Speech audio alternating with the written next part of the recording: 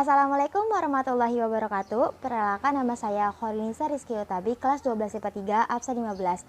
Pada kesempatan kali ini saya akan menjelaskan materi fisika tentang sumber energi dan juga prinsip dari kerja PLTS dan PLTU. Sumber energi dibagi menjadi dua, yakni sumber energi terbarukan dan juga sumber energi tak terbarukan. Sumber energi terbarukan adalah sumber energi yang bisa diperbarui sehingga penggunaannya itu dapat dengan cepat dan mudah didapatkan.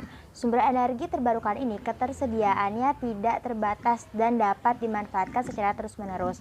Sumber energi terbarukan ini memiliki kelebihan, yaitu tidak mencemari lingkungan. Contoh energi terbarukan diantaranya itu yang pertama ada tenaga surya atau matahari. Energi matahari adalah energi terbarukan yang bersumber dari radiasi, sinar, dan panas yang dipancarkan matahari. Yang kedua ada biomasa. Biomasa adalah jenis energi terbarukan yang mengacu pada bahan biologis yang berasal dari organisme yang hidup atau belum lama mati. Contohnya bahan bakar kayu, limbah, dan alkohol. Yang ketiga adalah energi angin. Energi angin adalah sumber energi terbarukan yang dihasilkan oleh angin. Kincir angin digunakan untuk menangkap energi angin dan dirubah menjadi energi kinetik atau listrik. Yang keempat adalah energi panas bumi. Energi panas bumi atau geotermal adalah sumber energi terbarukan berupa energi termal atau panas yang dihasilkan dan disimpan di dalam bumi. Energi panas ini diyakini cukup ekonomis, berlimpah, berkelanjutan, dan ramah lingkungan. Yang kelima ada tenaga air. Energi air adalah salah satu alternatif bahan bakar fosil yang paling umum. Sumber energi ini didapatkan dengan memanfaatkan energi potensial dan energi kinetik yang dimiliki oleh air.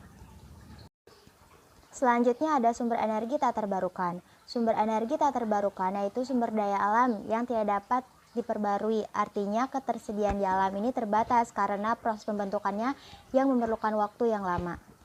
Yang kedua ada gas alam. Gas alam adalah bahan bakar fosil lainnya yang terperangkap di bebatuan. Gas alam sebagian berbentuk metana. Metana adalah gas beracun yang berbau. Biasanya ini digunakan dalam LPG untuk memasak. Yang ketiga ada nuklir. Nuklir sebenarnya adalah energi terbarukan, tetapi bahan pembangkitnya itu tak terbarukan. Pembangkit nuklir menggunakan uranium V235 yang langka dan terbatas. Nuklir lebih unggul karena nuklir tidak melepaskan gas berbahaya.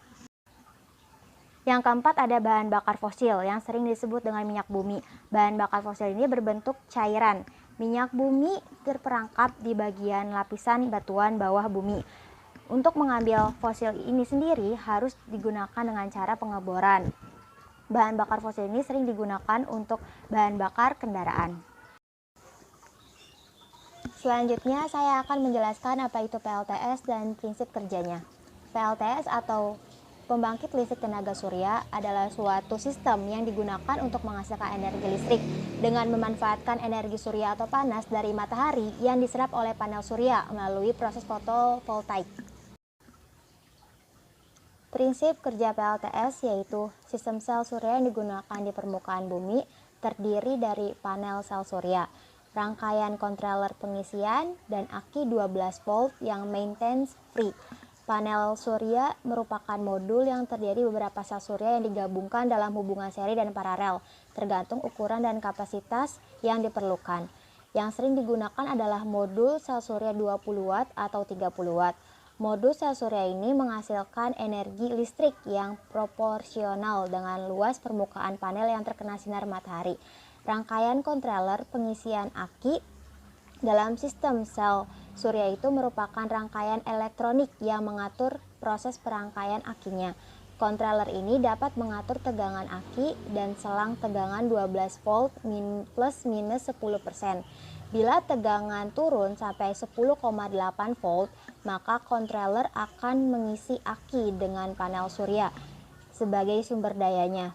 Tentu saja proses pengisian itu akan terjadi bila berlangsungnya pada saat cahaya matahari. Pada saat ada cahaya matahari. Jika penurunan tegangan itu terjadi pada malam hari, maka controller akan memutus pemasok energi listrik.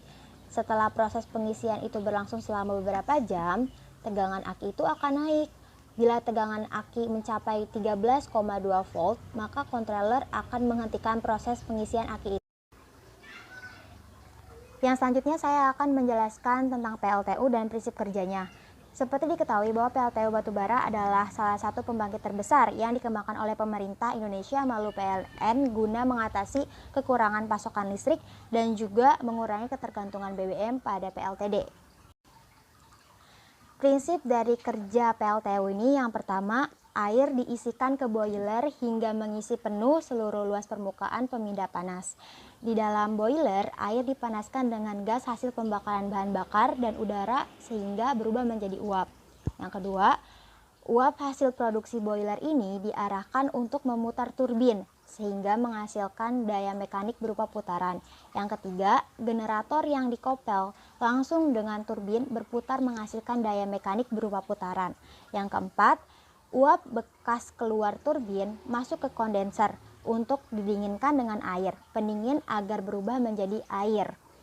Yang air ini disebut dengan air kondensat. Yang kelima, ada air kondensat ini hasil dari kondensasi uap, kemudian digunakan lagi sebagai air pengisi boiler. Siklus ini berlangsung terus-menerus dan berulang-ulang. Sekian penjelasan dari saya, kurang lebihnya mohon maaf. Wassalamualaikum warahmatullahi wabarakatuh.